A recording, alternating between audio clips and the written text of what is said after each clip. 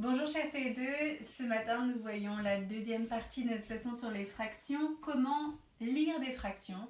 Vous avez devant vous des tours de fractions. Je vous rappelle qu'avec les fractions, je compte le nombre de parts égales d'un tout. Ici, vous voyez la tour de fraction qui représente le tout. Elle n'est pas fractionnée, elle n'est pas coupée en parts, et c'est donc mon tout, ma part entière, mon unité. D'accord? Elle vaut 1. Petit rappel aussi sur l'écriture fractionnaire.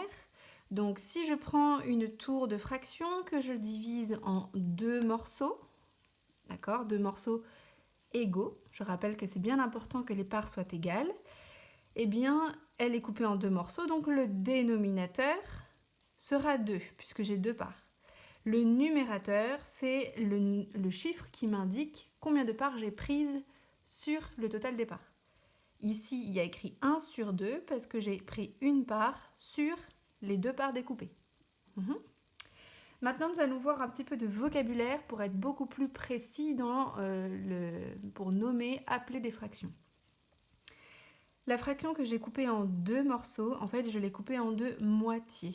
D'accord? Donc cette partie-là s'appelle un demi. J'ai un demi. C'est le terme qu'on utilise pour parler des moitiés.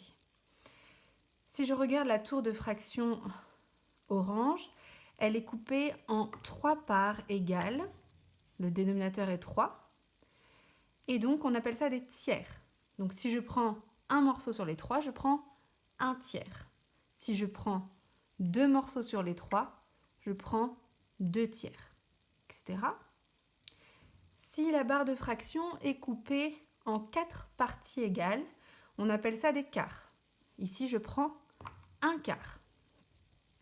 À partir de 4, donc 5, 6, 7, 8 et jusqu'à l'infini, on appelle ça des cinquièmes, des sixièmes, des huitièmes, des dixièmes et des douzièmes. Je répète, ça c'est le tout, ça vaut 1. Une fraction divisée en deux parties, ce sont des demi. Une tour de fraction divisée en trois parties, ce sont des tiers. Une fraction divisée en 4 parties, ce sont des quarts. Et à partir de 5, des cinquièmes, des sixièmes, des huitièmes, des dixièmes et des douzièmes.